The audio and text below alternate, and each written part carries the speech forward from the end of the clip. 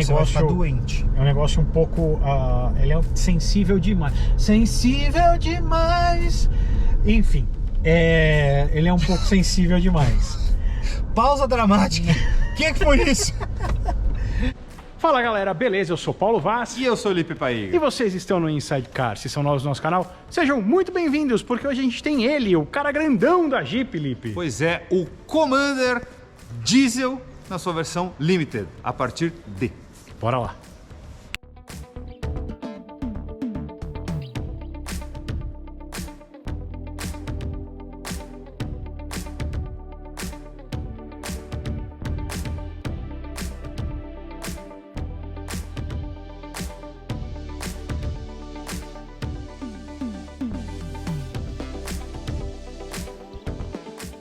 E estamos na versão de entrada do Jeep Commander Diesel. Sim. É o carro que eu acho bem legal que a Fiat faz. Fiat não, né? A Stellantis faz com esse carro. São duas versões, dois motores. Isso aí. Simples. E essa aqui é a versão básica, Limited, né? Bem básica, bem entre aspas, porque a versão, vamos dizer assim, de entrada só tem duas versões, essa é a mais barata.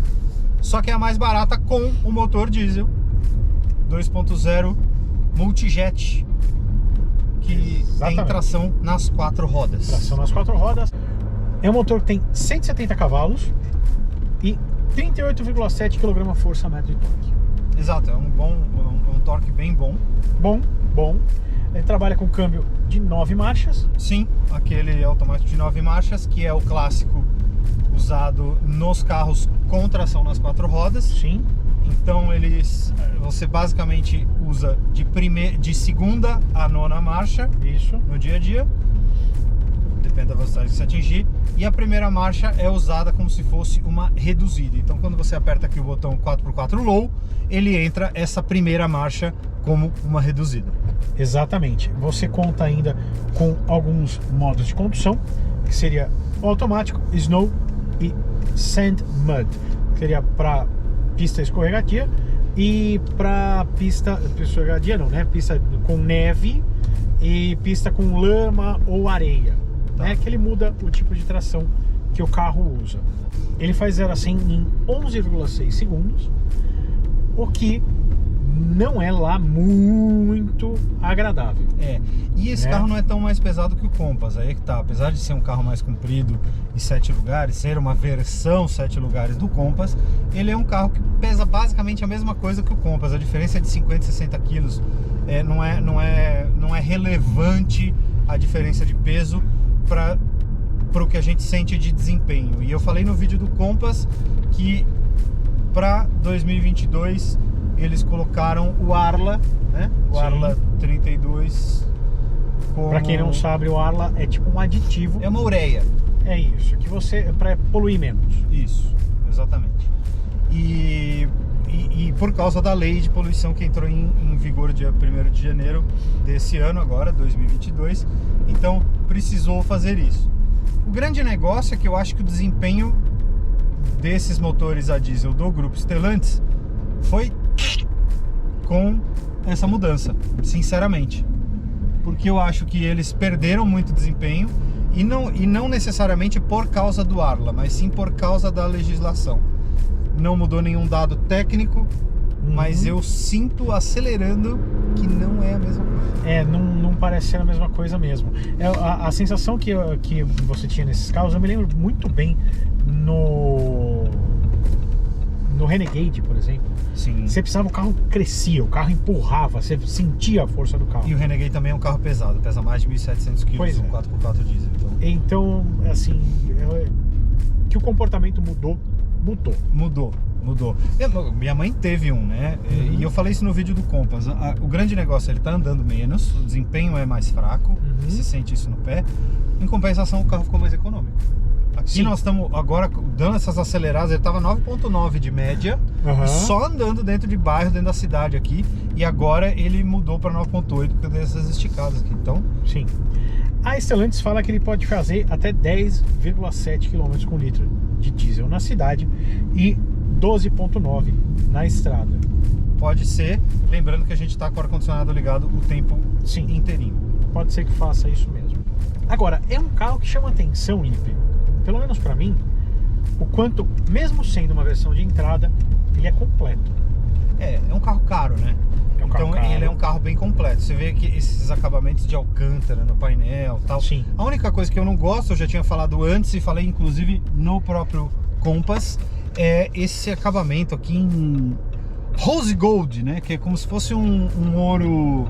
Ouro velho. Ouro velho. E é um ouro meio rosa Rosé. mesmo, né? Meio rosé. Eu não gosto Eu não também. gosto disso em nenhum lugar. E ele tem isso só no painel e aqui no acabamento lateral. Lá fora ele também tem no entorno do comando. Mas lá não é brilhante, é fosco, então tem uma diferença. Lá não me incomoda tanto, eu não inclusive por causa dessa cor externa aqui, eu acho que até a hora, né? Mas dependendo, se você pegar o azul, por exemplo, talvez Pois é. não fique tão legal. Eu acho demais. Mas de qualquer forma é isso, o acabamento é um acabamento bom pra caramba, tirando a cor estranha. Você se sente num carro caro, vamos dizer assim. Você sabe que um carro caro, mas você se sente em um carro caro. É um carro muito bem acabado mesmo, né? Você percebe que plástico mesmo, plástico duro tem nem na pouquíssimo. porta. Aqui e aqui só embaixo do painel. Mas aí, por exemplo, onde você bateu a mão é onde tem o botão dos vidros. Aí também é difícil ser, não tem como ser. O resto não tem plástico duro. Você tem nem no tem painel black aqui, ó. piano aqui. Nem no painel, é tudo acolchoado. Um carro muito bem acabado. Você percebe o tecido do teto, a coluna, tal. É muito bem feito esse carro. E eu acho isso o pulo do gato da Stellantis nesse carro. Acho que é isso que enche os olhos do público brasileiro. É o premium feeling. Exatamente. Né? Você tem aquele feeling, aquela sensação, aquele sentimento de que você está num negócio caro. Exatamente. E é isso um pouco do que tinha no meu Jetta, lá o antigo, em 2010. Sim. Era isso, você entrava, você batia a porta e você falava, pô, eu tô num Audi. É isso mesmo. Era um feeling que depois o Jetta deixou de ter. Agora, é um carro bem completo, porque não tem opcional este carro. Não tem opcional. Nem a cor é paga. Todas as cores são de graça. Ele devia ter opcional de teto solar, eu acho. Devia. É que eu acho que se tivesse opcional de teto solar, não teria por que ter uma outra versão mais acima desse. Porque ficaria realmente um carro totalmente completo. Eu não vejo mais o que ter. Porque esse carro tem o quê? Ele tem o ar-condicionado digital Dual Zone.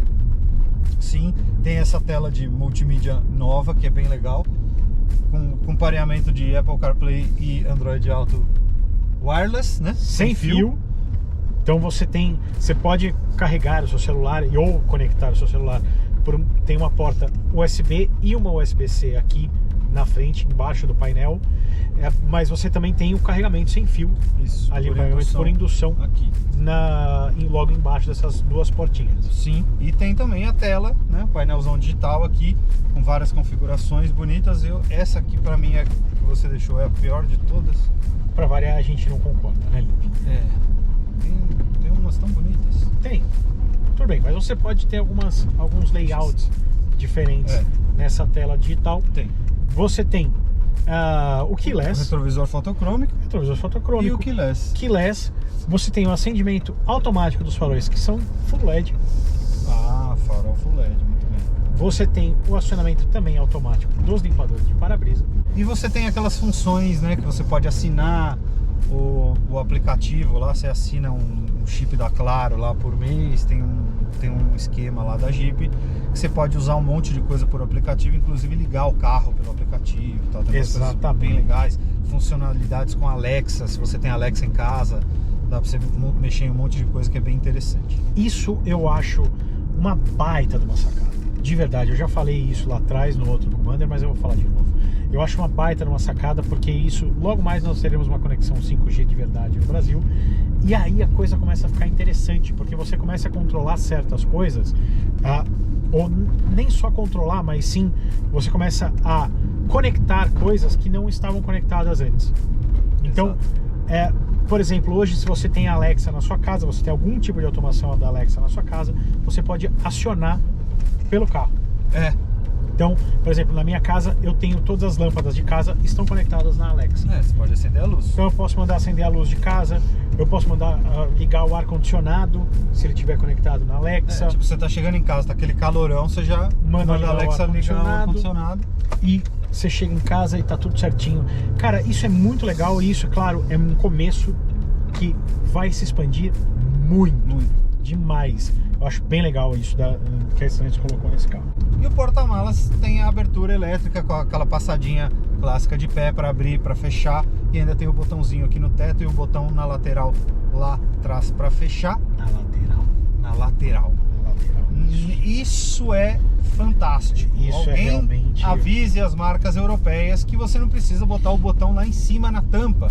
Ele pode estar na lateral, aqui embaixo do lado, para as pessoas que são mais baixas poderem fechar o porta-malas sem problema nenhum. Exatamente. Mas é um carro, já que você falou de porta-malas, é um carro de 7 lugares. Sim. Com a terceira fileira de bancos abaixadas, ele tem 661 litros de capacidade. Bastante capacidade. É bastante coisa. É bem grande o porta-malas. De verdade é bastante coisa. Mas é aquela medição da Stellantis, né? Tudo bem, mas ainda assim medição com líquido. É muito grande. Ainda é muito grande. Deve ser uns 600, mais ou menos. Mas ainda é grande, assim, ainda muito assim grande. é grande. Se você estiver usando 7 lugares, são 223 litros. O que, assim, dá pra carregar uma bolsinha das crianças. 223 litros também na medida da Stellantis, que deve dar uns 160 talvez na realidade. Sim, mas você consegue colocar as mochilas das crianças e acabou. Consegue. Pra levar pra escola e voltar. Consegue. Né? Aqui atrás de você tem um palmo aberto. O espaço é bem bom. É um bom espaço. É um carro muito grande, né, Lipe? Eu não lembro, eu vou ver aqui quanto que ele tem de... Ele é um carro comprido, mas aí eu vou um pouco além do que a gente tá falando de espaço, e eu vou mudar para parte de segurança, porque eu acho que é um dos pontos a se destacar nesse carro, porque é o que você falou, ele é bem completo e a gente falou dos itens de conforto, mas tem os itens de segurança dele que também são bem interessantes. A gente tem piloto automático adaptativo, sim, com assistente de faixa, sim, que é delicado. Não, assistente de faixa a gente já falou em outros carros do grupo que não é um assistente de faixa legal. Não. Ele é um assistente de faixa bem agressivo, assim, vamos dizer. Ele não é que ele mantém o carro no meio, né? Ele vê assim, quando o carro tá chegando perto da faixa, ele faz Ele volta. E aí você fala, opa, peraí. Ao mesmo tempo que, se você não estiver com o modo de condução automático ligado, ou ACC, ele também é bem intrusivo. Sim. Então, se você estiver perto de uma curva, a gente já falou isso algumas vezes, mas vamos falar para quem não ouviu antes. Se estiver um pouquinho mais rápido, você vai tangenciar uma curva, né? Você está perto da faixa pontilhada, ele te joga pro meio. Ele tira, assim, você... Então, ele é até um pouco perigoso nesse sentido. Ele tem um assistente de colisão dianteiro também, junto com o ACC. É bastante intrusivo. Mas hoje, por acaso, desde que a gente está gravando, eu ainda não senti nenhuma vez entrar. Eu não sei se ele está desligado ou se ele está no modo mais... Mas não apareceu nenhuma vez aquele aviso, frear! Comigo apareceu uma vez só. Apareceu uma vez só. Então a gente sabe que ele é intrusivo, não apareceu hoje porque a gente está dirigindo de uma forma bem suave, né? Bem light. Mas é isso, ele tem ainda os blind spots. Tem os assistentes de ponto cego, que eu acho bem legais. E aí ele tem aviso ou só o visual aqui, ou visual e sonoro. Se você deixar o aviso sonoro, você vai ficar louco. Então deixe só o visual, por favor, só para você entender. Toda vez que aparecer alguma coisa no ponto cego ou que estiver na sua lateral, mesmo que você esteja vendo, ele vai apitar. Você vai ficar doente. É um negócio um pouco... ele é sensível demais. Sensível demais! Enfim, ele é um pouco sensível demais. Pausa dramática. O que foi isso? Cara, se você estiver dando seta e estiver perto da calçada, assim como nós estamos aqui, se estivesse dando seta para direita e tem gente na calçada, ele vai apitar. Então, se você estiver numa marginal ou numa avenida bastante movimentada e você precisa da seta antes de você entrar, né? Tipo, tô dando seta, a hora que der eu vou entrar. Não, aí ele apita. Aí ele fica apitando. Você não vai querer deixar ligado, vai por mim. Enfim, é um pouco demais.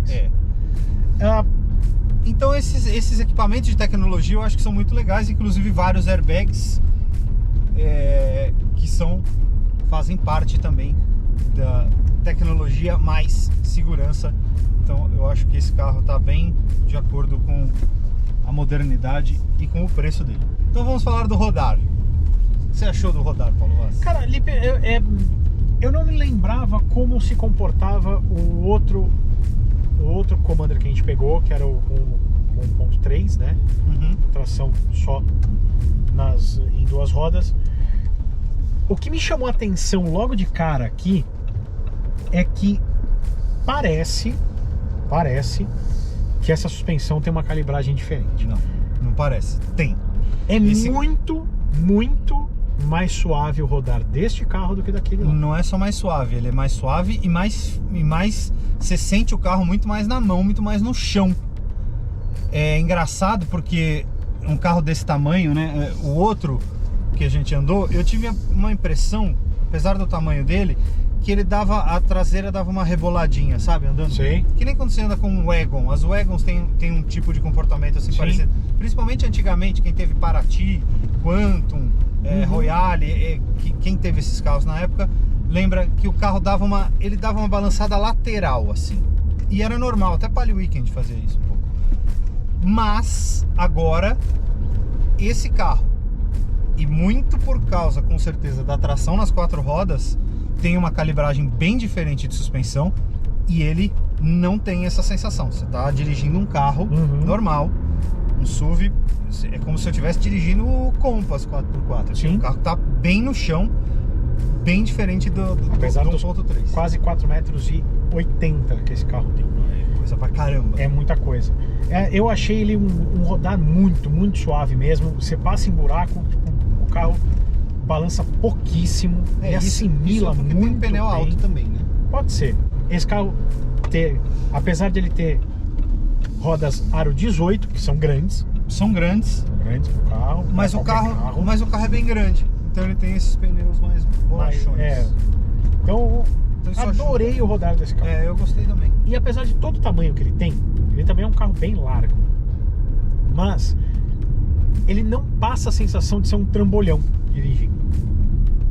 Não passa. Não passa. Ele não passa a sensação de mesmo o outro tá incomodando, mesmo em avenidas mais estreitas, sabe? E mesmo o outro que tinha que balançava a traseira, ele não passava essa impressão. Não passava.